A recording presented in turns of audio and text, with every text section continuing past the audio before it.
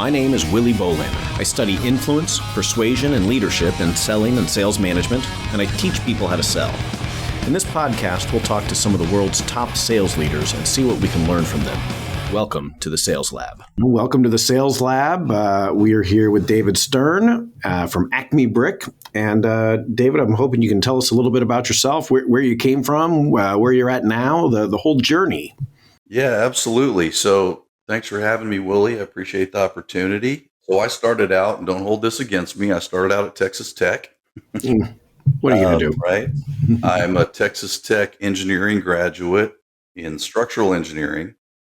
And when I was in school, that's what I was focused on, and that's what I thought I would make my career in. I come from a long line of engineers, but I've always had a more entrepreneurial bent than most engineers. And, once I got out of school, I went to work for a company called Fluor. It used to be called Fluor Daniel. We did overseas projects. We were all over the world building things. So it was exciting in that sense. However, the day-to-day monotony of the engineering and doing calculations and doing drawings just wasn't what I wanted to continue doing. So in 2003, I started putting my resume out for sales jobs. I had no sales experience. I didn't have a wonderful program like you offer at Texas A&M. We had industrial engineering at Texas Tech, and that's about as close as it came. But of course, I did structural, so it was a different curriculum altogether. But coming out of that, I ended up with Acme Brick in 2003, and I remember being interviewed. He said, "Have you done sales?" I said, "Absolutely, I can totally do this." So I was big about faking it till I made it, and I was with Acme Brick for 9 years as a frontline sales guy. I was calling on architects. I was calling on contractors. Really enjoyed the freedom of it. I enjoyed the compensation was very good. Acme Brick is a great company to work for. I really love my time here. But in 2012, I left Acme Brick, and I partnered with two other gentlemen, and we ran a startup company. So if any of your students ever think about running a startup, be very careful. Be very sure you're ready to give the rest of your life up. So for about 5 years, I worked on that company. We took it from a garage in San Antonio where we were making product and developing patents, and we built an $8 million manufacturing plant. We started making building materials, and through various venture capital getting involved and financial reasons, I ended up leaving and coming back to Acme Brick in 2016.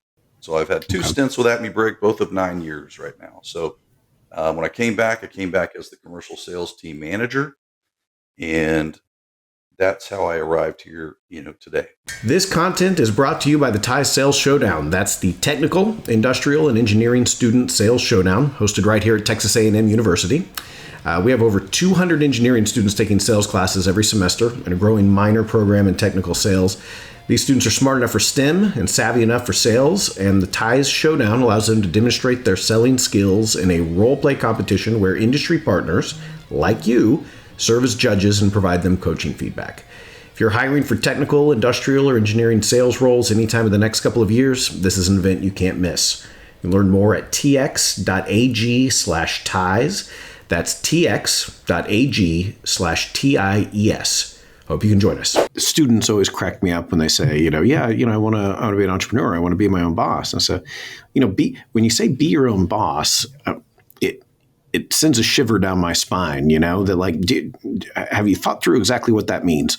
Or whether that's even the right motivation, a lot of people want to be their own boss. Do you want to work 90 hours a week? Exactly. Do you want to be the janitor and the CEO? Do sure, I want to be my own boss. I don't know. It's like saying I like beautiful women or something. Like, well, right. Sure, but like, what does that have to do with anything? Yeah, it's true, I guess. Yeah, we want to be our own boss. Yeah, and find a company where you can be your own boss. I think that is a powerful message I would send. That's what I tell my kids. If you want to go out and be a true entrepreneur, just know what you're signing up for Yep. and be ready for that, and make sure your family is ready for that. Mm. And they're not going to see you very much, and you're going to be obsessed with it, or it's not going to work. Yep. So I think for me personally, it was a great experience. It was around that time I was going to go back and get my MBA, and I did this instead. And I feel like I maybe got more benefit than getting an MBA. I learned a lot about business. I learned a lot about the pitfalls of running your own business and the benefits of working for a big company like Acme Brick. It's a trade-off, but I think it's, for me, was the right decision. Well, sales roles can kind of represent this sweet spot between full blown entrepreneur and regular employee with a capped salary, right? I get to build the business, I get to do the exciting stuff, but I don't have to worry about HR compliance or all of these other things. Payroll or yeah, absolutely. So yeah, absolutely. I think I can talk a little bit about Acme Brick. I don't know how much your students know about that. Yeah, we'd love to hear about Acme Brick and the different sales roles that exist there in the company, and what's technical about it, and all of that. Yeah. Absolutely. So Acme Brick, we were founded in 1891. So we're one of the oldest companies still in existence. We've changed hands a couple times over the years, and right now we're owned by Berkshire Hathaway. So we answer to Warren Buffett and his folks, but they're very hands off. So they buy a business and they expect you to produce a return, and they set those bars very high. But they also allow our team to run our business because they don't know brick and building materials like we do. So after 134 years, we should be able to do that. So one part of our business is direct selling. So we manufacture our own products. We have 15 brick plants. 7 of those are in Texas. So we're a very Texas-centric company. Our headquarters is in Fort Worth. And we also distribute brick nationwide for 8 or 10 other companies within the brick sphere. We also sell cladding, stone, flooring. We're really a building materials supplier. Acme Yeah, I was Brick going to is ask the you because you name. had said brick and building materials. So those Yeah. are the types of building materials, non-brick. When I started in 2003, we were 95% brick and stone. That's what we sold. And that was our business. We kind of stuck to it. Now, brick is only about 60% of our business. So the other 40% are, advanced engineered cladding systems, things that require a lot more technical expertise. And we have a technical team that sort of backs up, a technical team of engineers that backs up the sales team. So, within our company, I head up the commercial sales part for my territory, and that includes anything that's not a single family home. So Okay. we have separate sales reps that deal with single family homes and those builders. It's a huge part of our business. That's probably a whole nother podcast. We could talk about that, but it's just a little different. What we do is we have architectural reps. Their job is to go call on architects and get our product specified on those jobs. We also have contractor reps. Their job is to go out to general contractors, subcontractors. These are our end customers. These are the guys and gals who buy our material. So the roles are a bit different. We have some hybrid reps that do both, but typically it's one or the other because it's just so different.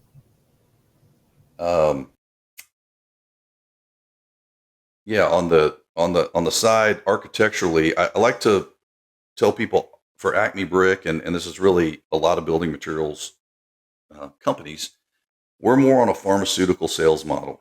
I create that parallel where, a pharmaceutical company, they go to a doctor and the doctor writes prescriptions to patients. Well, the doctor doesn't buy anything from the pharmaceutical company, but that's who the pharma reps call on, right? So the architects never buy anything from us, but that is who we spend an inordinate amount of time with building relationships and getting specified. So when they put us in what's called the spec, that's the documentation surrounding any project that they're building. They call out our materials in there as our goal. And when they call out our materials, that's just like a doctor writing a prescription. So Okay. then the contractors grab that specification, just like your doctor would hand you a prescription, and they go to us to buy the material.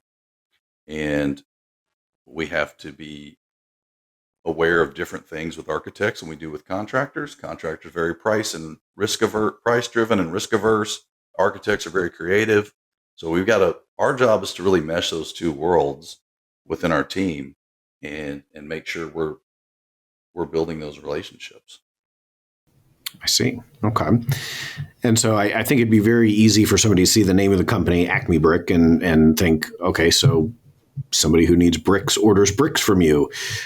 Pretty simple. Doesn't sound very technical, but what I'm hearing is that you're sort of co-creating these projects, maybe with the architects, with the people designing them. And how much technical expertise does the sales rep specifically need to have compared to this other group of tech support that you mentioned earlier? Right, absolutely. So we don't hire people based on just their technical knowledge or their technical aptitude. Okay. So we're not out just looking for engineers to hire because frankly, most engineers are not great salespeople. They're numbers driven. They're very task focused. I worked with them for a long time. I know. So what we do is, my rule of thumb is, my reps need to know more about everything we sell than the architects do. So when we're going to try to get that architect to write their prescription for our material, in essence, with the specification, they need to know more about that. Architects are creative people, but an architect, even they'll tell you there are some real sub-level experts among the architects, but they're really a jack of all trades. They're designing a building. They've got to figure out the HVAC system, the security layout, the doors, the door handles, the how the toilets work, all this. We're one part of that. We sell, the covering on the outside of the building and some interior materials as well. But we have to know more about that product than they do. We have to know more about brick than an architect does. We have to know more about stone. And I really drive that home with my team. So they don't have to be an engineer. We have those on staff for when things get really detailed, and we pull those guys in and as needed with certain products.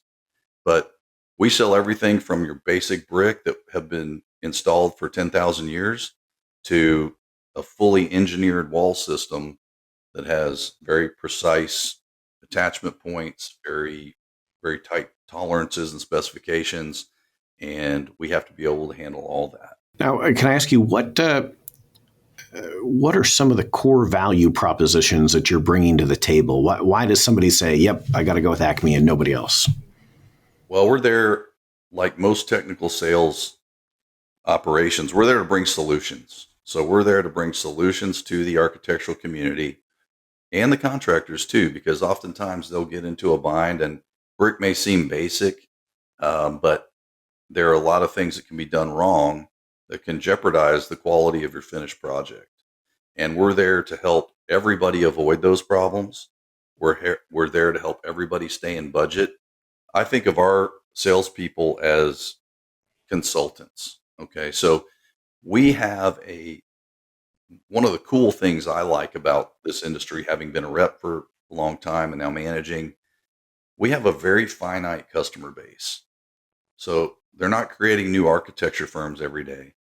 They're not creating general contractors every day. There's huge barriers to entry to both of those things. You can't just wake up one day and say, I'm going to go be an architect this afternoon. We establish relationships with those people, and the way I kind of coach new reps to do that is really just a basic 4-step process. And I can tell you a little bit about how I look for the right people, but the 4-step process is they have to plan. Okay. You have to plan, because it's very easy when you're an outside sales rep to get handed a stack of brochures and think, okay, I'm just going to go drop brochures off all day. That's not what we do at all. There are people who try to do that, but they're generally not going to be successful. So you got to plan. You have to show up in person. That's a big deal with a finite customer base where we are locked in. We manage via a geographic territory. So, for example, my territory goes all the way to the Louisiana border. It goes out past College Station, Galveston. It's all of Houston, and so big circle there. But you can show up in person in that territory. Yeah. And I emphasize that, and especially now with younger reps, they're used to online interactions. They're used to social media interactions. They're used to texting. They're used to phone calls, and that's all great. You have to do all that, but when you show up in person, that's important. When you get there, you have to listen. So training people with really active personalities who want to be, people who want to be the life of the party all the time, you really have to train them to slow down, Yeah. listen to what your customer needs. You don't know what they need till they tell you. And there are ways to coax that out of them, but you've got to listen. And then the very last, the last most important step is you have to bring solutions. So you have to be able to digest what they tell you, know our product line inside and out, and bring a solution that makes their life easier. It's I'm a big fan of Zig Ziglar. I watch his old tapes and listen to his stuff, and his famous saying, you can get everything in life you want if you'll just help enough people get what they want.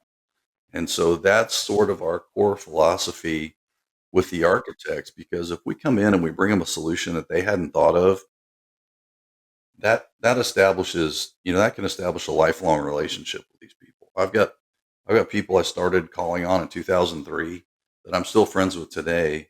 They still call me if they get in a bind on some aspect of building material, and that's what we want. We coach that we want long-term reps. We want people to go that extra mile to develop that. So I think that's a long way of answering, a basic thing. Plan, show up in person, listen, and bring a solution. Absolutely. And so, I mean, you mentioned, helping them avoid problems they might run into. Can you give us an idea of what types of problems somebody might be running into that you would help them avoid? Absolutely. So, one example that we see commonly is project budgets. These architects are very creative people. They want the latest, newest, something that looks like nobody else has. Well, sometimes that costs 2 or 3 times what a normal product is going to cost you. And they tend to gravitate towards those items. And we just have to listen and establish early, have conversations with them about, well, what is the budget for your project? The budget for, the budget for building, for the U of H football stadium, which we did, is different than the budget for a gas station, right? You're not going to have the same level of product on those, and you have to know how to sell to your customer. So those are things that we do to avoid problems later on. Because the worst thing, there are very few things that an architect hates more than when they write that specification, that prescription for us. It goes out to market, and their budget gets completely blown, and it's because of that product. So we have to be very upfront with that. We work with them. As when I was a sales rep, I always thought of myself as part of their project team. I told the big firms, my biggest customers, I said, I'm a free employee for you. I'm a structural engineer. I have my PE license. I don't use that anymore, but I'll bring all expertise I have with construction and help you look over your project and just suggest things. And we have to do it softly, because they don't want us to come in and act like we're designing the building either. So there's a very fine line there. But that's an example of how we help them when they call us and they're in a bind on a project. Maybe they didn't specify our product. It happens, right? And they're in a bind on budget. And they said, David, here's my budget. What can you do to help me? Or they talk to the rep and they come up with a solution that allows them to continue the project. So those are just a couple of examples of things that we run into on a daily basis. Well, and so in that scenario, it sounds like a solution would be a more cost-effective material to complete the project. What other forms do the solutions come in? Well, we have outside of brick, we're always exploring as a company. I don't take credit for this. We have a team of folks that are extremely good at doing this. We're always seeking out new products. And that's one thing I love about working at Acme Brick. So we're always expanding our product line. We've expanded into exterior cladding systems. I tell people we basically sell everything you see on the outside of a building except windows and roofing at this point. And one day we might sell that. I don't know. Yeah. Um, so we're able to develop those extra project solutions. We bring we bring products to architects that they've never seen before. So that adds value to our company. We're not just a guy trotting in there with a box full of brick and that's all we've got. When I started my career, that was kind of what we did. We had a Yeah. wide selection of brick, but that's what we brought them. If they said, well, what about a slate cladding or what about a metal panel system?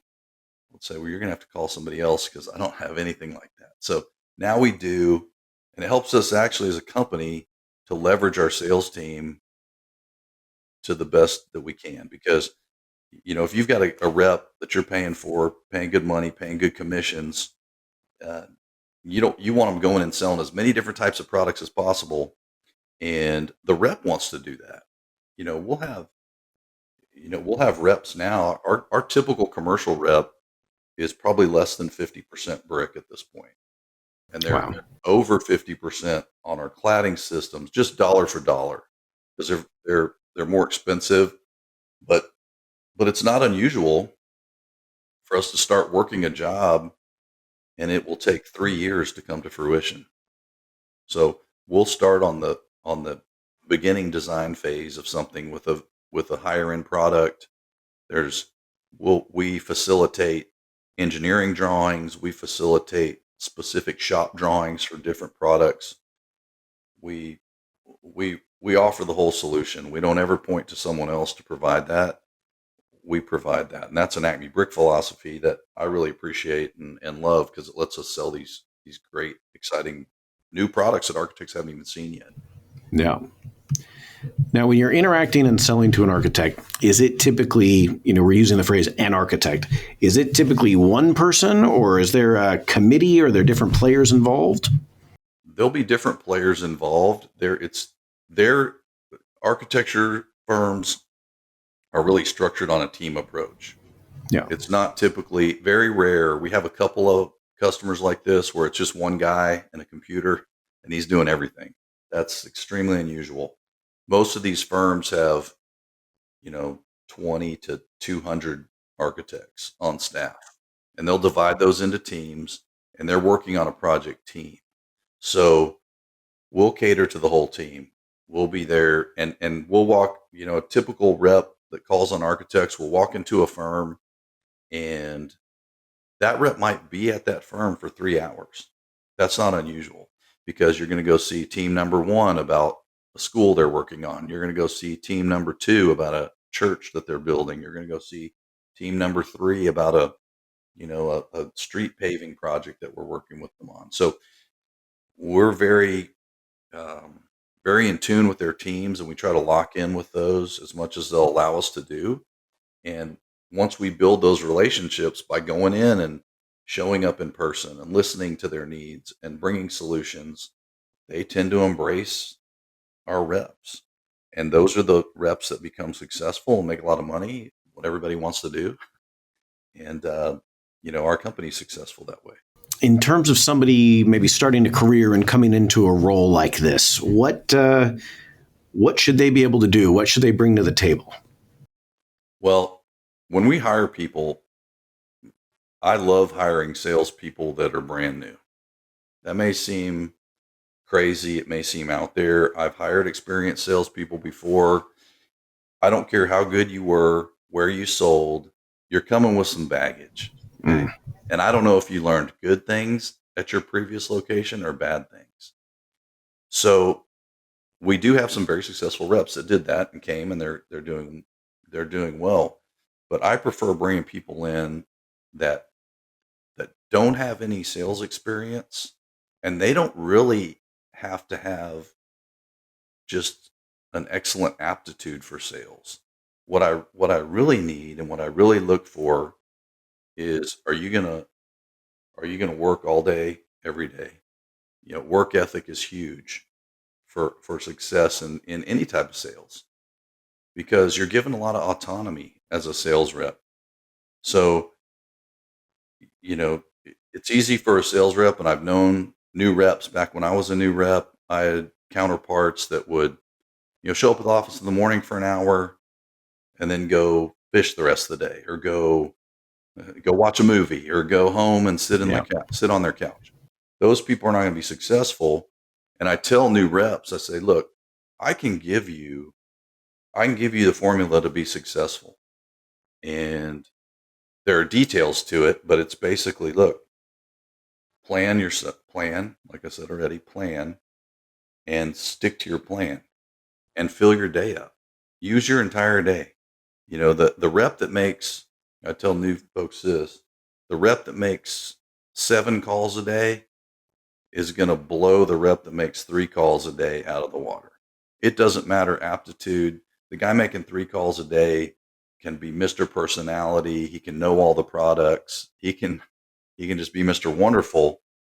But if you're making 7 calls a day and you've got a pretty good knowledge of the product and you're able to speak to people, you're gonna blow their numbers out of the water.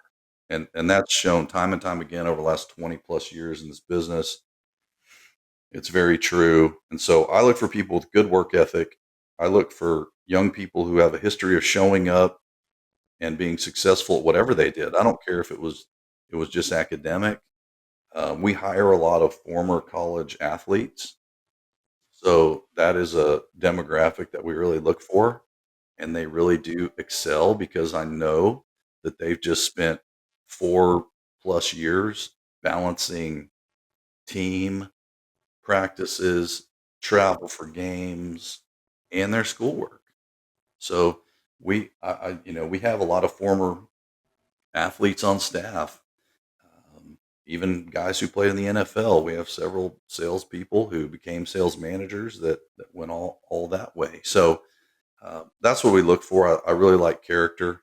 That's huge for me, because character is what you do when nobody's watching. And a lot of times in an outside sales role, nobody's watching. They're not watching you that day, but they're going to see your numbers and they're going to know eventually what you're doing. So I think for young folks trying to get in the business, I love hiring young kids right out of school, but they've got to have that character. They've got to have that work ethic. Yeah. Well, and it's, I think about this sometimes in terms of, there's these 2 words that people like to use: effectiveness and efficiency. And I feel like I see people sometimes getting really intrigued by efficiency without realizing that it doesn't matter how cheaply or how cost effectively you get the wrong thing done. If it's not effective, let's start there. And even students say, well, I'm interested in work-life balance, and I'm interested in working smart, not just working hard. Yeah, but let's start with a heavy dose of hard work as well. Let's not imagine that we're so clever and so smart that we're going to be able to make easy work out of what for everybody before us has been pretty hard work. Absolutely. So you mentioned, you look for people who are maybe playing college sports.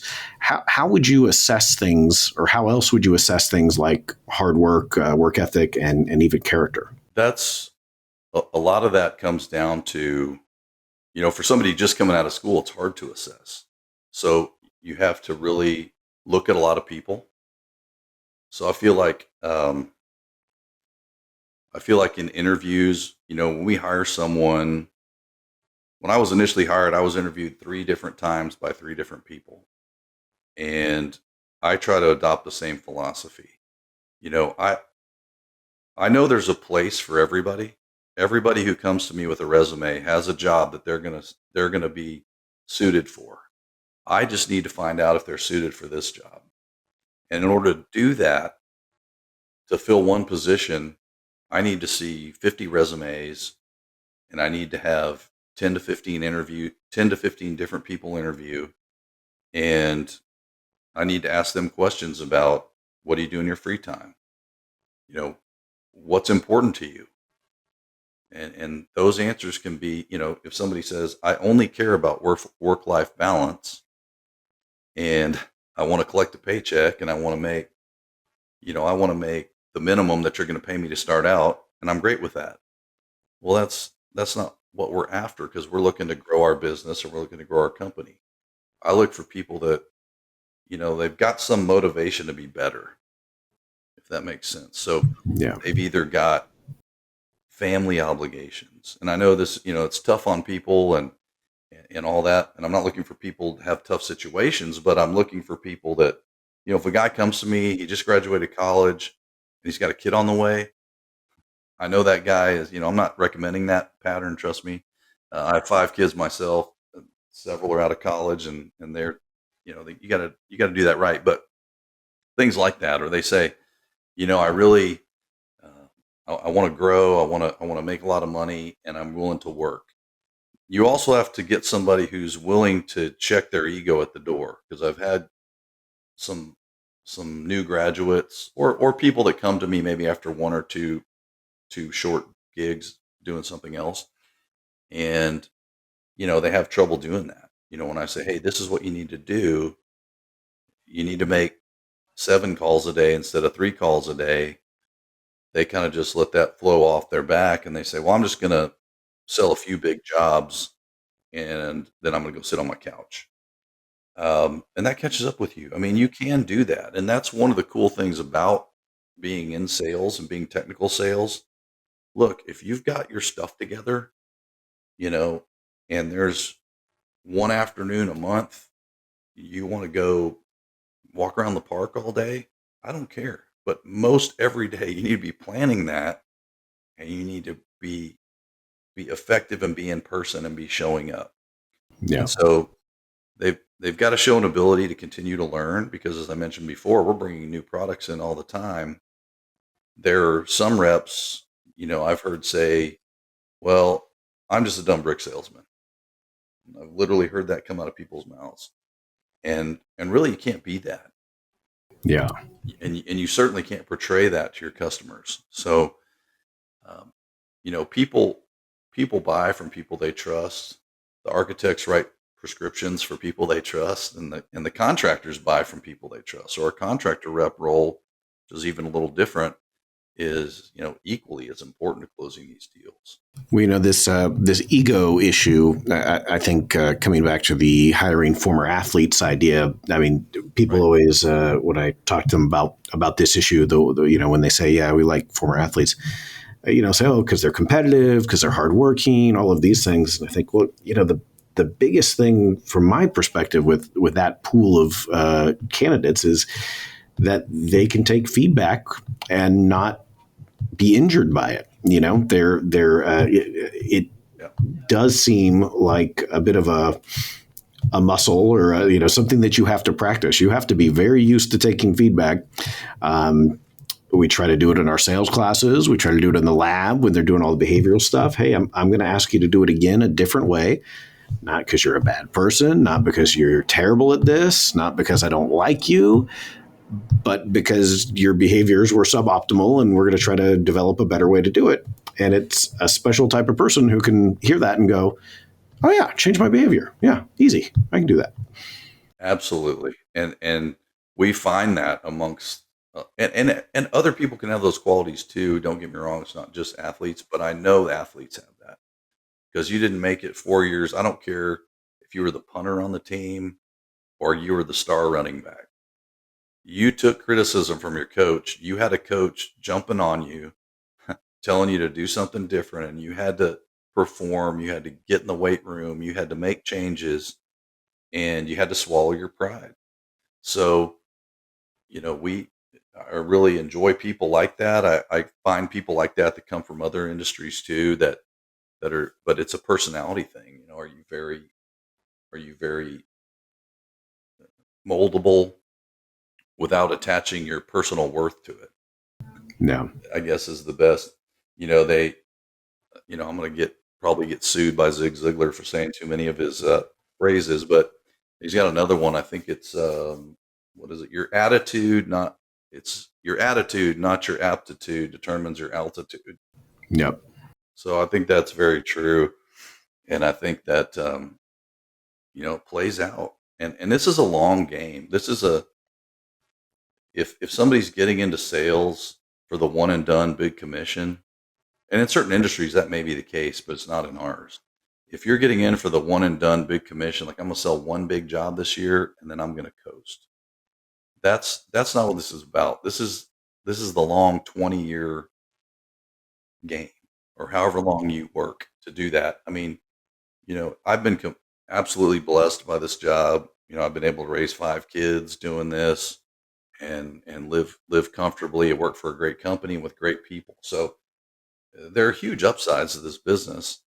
And the construction business is full of great people. You see, on the contractor side, architecture side too, but on the contractor side, you see guys who started as a bricklayer, Yeah. and now they're worth $20 million, Yeah. because they had an entrepreneurial spirit, but more important than that, they had a work ethic and they pushed themselves. They didn't say, I'm just going to go work all day, lay brick, and then we'll throw my lunchbox in the truck and do it again tomorrow. They were thinking about ways to grow that and grow themselves. So it's huge. So if I'm a 22-year-old, I pop out of university, I have met you guys at various events here on campus, and I decided to come work for you. What does the typical day or typical week look like for me? Right. Yeah, I know you mentioned seven calls a day instead of 3, but walk us through kind of morning to evening. What should I be doing? That's kind of an arbitrary number. And one thing I'll say, I'll outline the typical day, but one of the typical things in our business is it's always atypical. Yeah. So you'll have a customer call with a 911. An architect says, I'm about to miss a deadline. I need these 5 brick samples, and you might be in Galveston. Your brick samples are in Cypress, and you got to go downtown. So those type of things, be fluid while sticking to your plan as much as possible. So that's an important thing. But a typical day, for an architectural rep, for example, they usually will come in the office a little bit in the morning, get caught up on emails, get things lined up for the day. They should have a plan in whatever they use. I don't care if you use an electronic planner or you use a manual book. This right here, this is my brick Bible, everybody calls it, because I always carry it around. It looks like I'm a Bible salesman or something. But you got to have it in there. And I think there's a power in writing it down. I think there's a power in sticking with what you wrote and really planning that and helping you be successful. So a typical day is, they may only come in the office 2 or 3 days a week. And honestly, my philosophy is if you're in the office more than an hour or so, you're in there too long. There's no customers hanging out in our office. So you need to get out where they are and go see them. Now, occasionally they will come to the office for meetings and so forth, but typically you got to be outside. So come to the office for a very short period, gather your supplies for the day. Brick samples are heavy, surprise. So, you got to pick those up, get them out of our sample room, and make your run for the day. We have a service we use called Insight. It's part of Construct Connect. It's an online clearinghouse for all upcoming projects, and it's really good. And all of our reps rely on that very heavily because you can look at your book of business. So all the architecture firms in Houston are assigned to a rep, for example. And so they can go in Construct Connect, and it's not a true CRM system, but they can pull out all the projects that are going on and make a little one-line note about each project you see, because I'm going to, VLK Architects today. So I've got a whole list of projects that VLK is working on, and I'm going to make it my business to find out something about all those projects while I'm in the office. Even if they say we're not ready for anything yet, but thanks for asking, or if they say, hey, bring us a full suite of products. So they'll do that. Little prep work. Preparation is important. You know, you can't just grab a stack of brochures and head out the door. You got to have direction, right? So they'll typically go, and calling on architects is funny. You have to get to know the firms, because some architects don't come in the office till 10 o'clock in the morning, but they might work till 8 o'clock at night. Yeah. So you've got to know, when is this firm at the prime spot. So typically you make calls in the morning. You know, you're in the office early, get yourself lined out, make calls till about 11:30. Then typically we try not to call between 11:30 and 12:30, maybe 1, because most architects are taking lunch, or they're out to lunch, or they have some lunch meeting or something. So from that time, you get to regroup. We're very mobile on everything. We got email on our phones. Everybody's got laptops. You know, go find a Starbucks, sit in your truck on your Wi-Fi, and reassess what you're going to do in the afternoon. Then about at 1 o'clock, you know, my philosophy was, and I tell my team, you know, 1 o'clock, you need to be at the door of your next appointment. So you start at 1 o'clock, and you can go to about 4 o'clock. Because if you show up after 4 o'clock and you get in a good conversation with somebody, they may be trying to get out at 5. You may not finish that conversation, and then you've lost a good opportunity that you could have gotten if you showed up at 4 or 3. So that's kind of a typical day. And, you know, we'll have trainings, and the contractor reps do a similar thing. Contractor reps will assess the projects they're working on with that contractor. They'll look at the plant schedules. They'll make sure that their brick is getting made. And then they'll go make their rounds to all these contractors. They might go by a job site, check on the job site. We do a lot of job site work.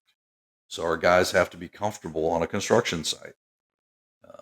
You know, a guy named Bill Lamond, who hired me at Acme Brick, he told me, always go to the job site. Now, I didn't really understand. I was young. I didn't really know. And I said, well, why do you go to the job site? He said, you'll know when you get there.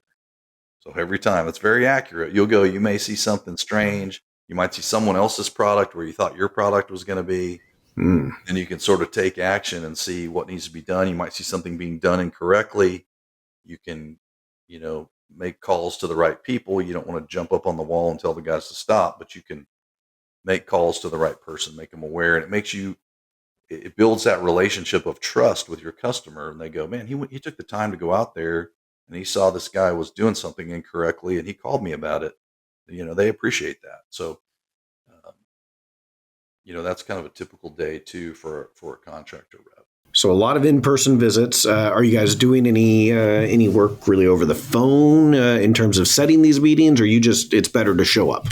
We do phone work. So as a rep, you'll be on the phone a lot, but those phone calls are based on relationships that you've established.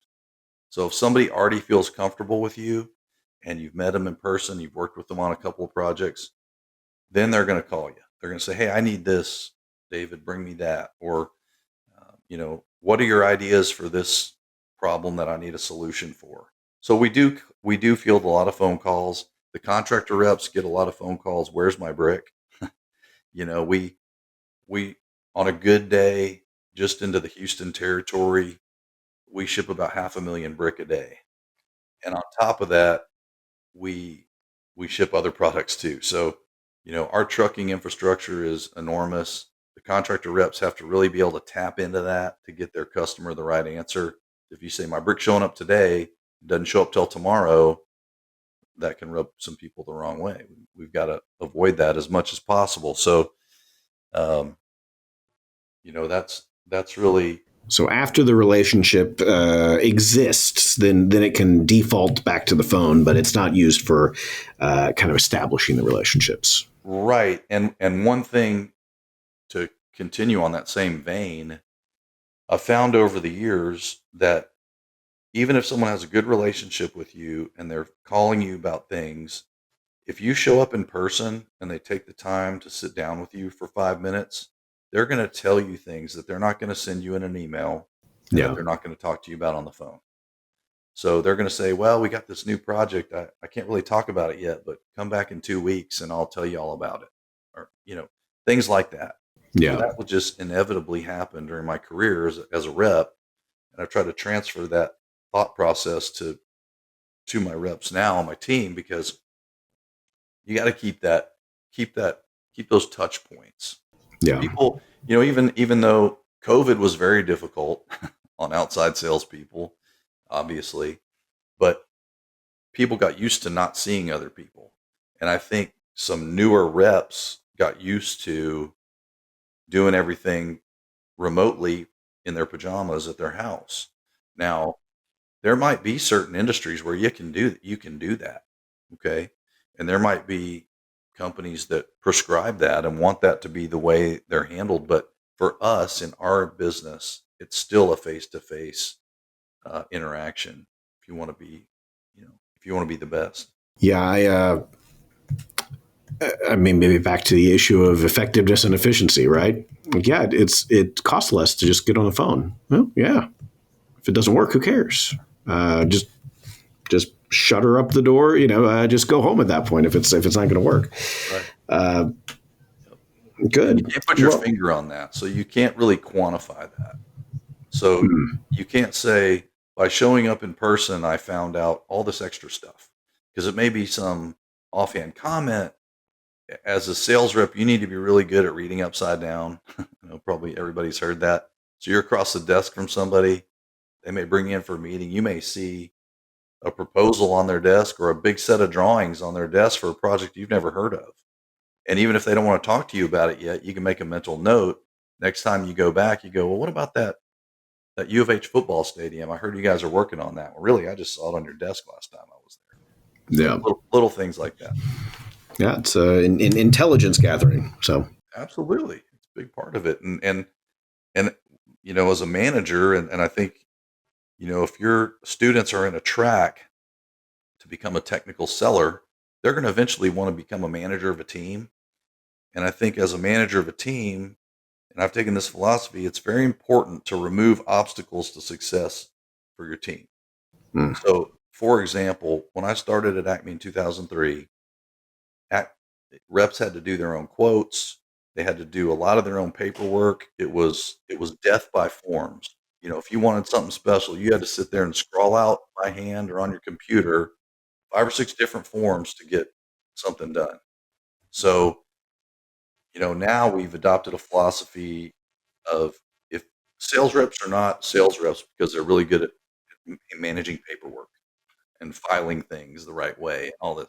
So take that out of their hands. Get an assistant that can help them do that, where they can just convey the information and they can get back out in the world talking to customers. So I think that's a big thing too. I think a lot of companies miss out on that, because I think they do have a lot of forms that you have to fill out. Maybe they've got a cumbersome CRM system that's taking all the reps' time.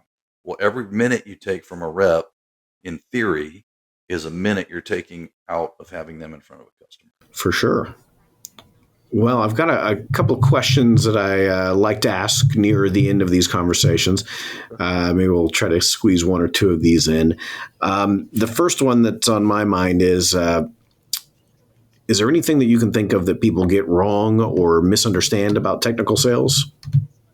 I think, and I'm speaking for my company, I think they get wrong that you have to be an engineer level expert to do this. You have to have a very analytical mind, where you can hammer out calculus equations in your sleep or something like that. You don't have to. It's memorization. And I've been pretty convinced that everybody can do that. And if you've got a robust backup team, so you've got real engineers behind you, you've got real technical experts that are sitting at the desk all the time crunching numbers and coming up with new products and solving solutions for you. You don't really have to do that. You don't have to be that. So you can focus more on the relationship building side and on the solutions providing, I guess. So I think, technical sales, sometimes they think I've had reps come to me. I have a great rep right now, and she was a flight attendant before she came. And she said, well, I'm not sure I can do this because I don't know anything about construction. And I said, well, are you going to be hardworking? I saw that. She's very hardworking. I said, can you check your ego at the door and do what I tell you till you learn it?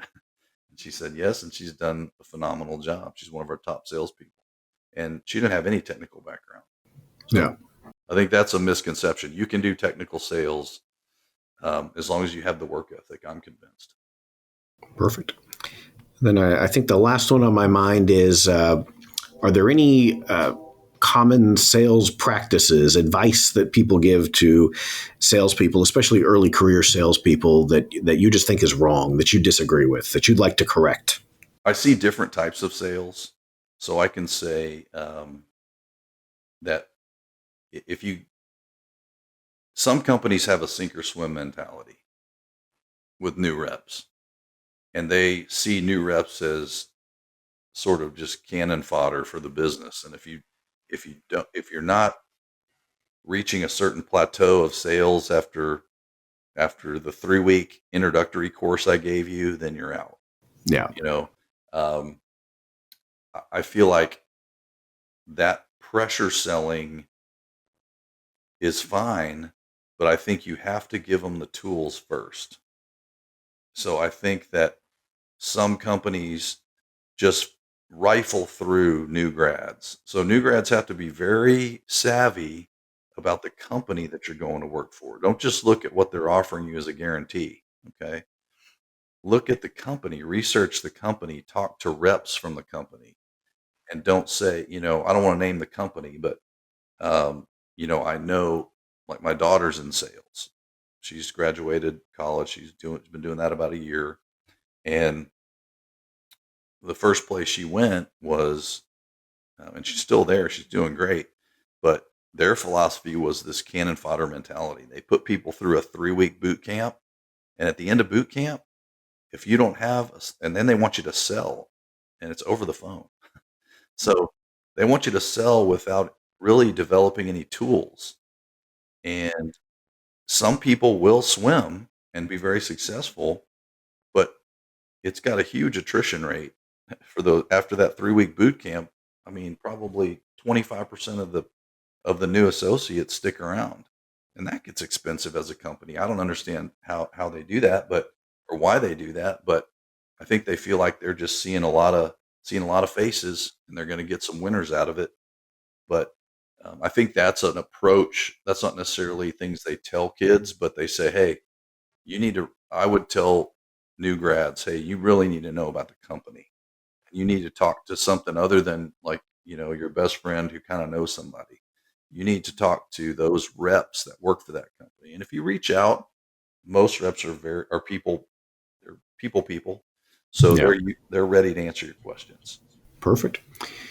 Yeah, this I think one of the thought processes driving that is, some of these companies haven't realized that at some point you do run out of potential employees.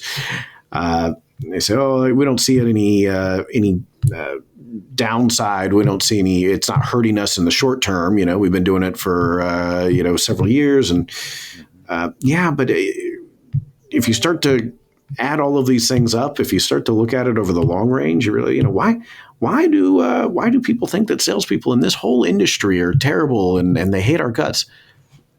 Well, because you keep churning through people, and you end up with 75% of your sales force not knowing what they're doing and scared that they're not going to make a commission, and they start doing weird stuff that maybe you didn't even tell them to do it, and you don't approve of it, and yet you've created the system in which a rational person looks at it and goes, "Oh, I better misrepresent some facts here because I don't want to miss out on a paycheck this week, right? I better make some exaggerations. I better try to guilt trip somebody into saying yes because everybody's told me no all week." And that comes at a cost. It's just too far downstream for most people to perceive it, I think. Absolutely. It comes at a cost to the company. It comes at a cost to the person. So, as a company that, we're big corporations, we're part of Berkshire Hathaway, we're a big company. But, I think at the heart, you have to see, do they care about people? Do I want to take a new grad and whip them around for 3 or 4 weeks and then spit them back out? I don't want to do that. It's a waste of my time. It's not good for them. And, if we have to onboard 80 people to get 10, that's not a great equation either. So, and eventually, like you said, you will run out of people. People will stop coming to your company. It will develop a reputation as that. And, I don't think that takes too long to develop that. So I think uh, that's one thing I see in other companies that I don't like. Absolutely. Well, I see the clock's drawing near to our end time. Very appreciative of you joining us today. Very appreciative of your thoughts and what you shared with us. And yeah. Absolutely. Well, thanks again, Willie. I appreciate it and appreciate the time. And it was an interesting conversation. That's it for this interview. I hope you got something valuable out of it. Of course, if you did, be sure to subscribe and rate this podcast on whatever app you use to listen. Also, share this with your colleagues and friends, and let's continue to have a deeper discussion on all things related to selling and sales leadership. See you next time in the Sales Lab.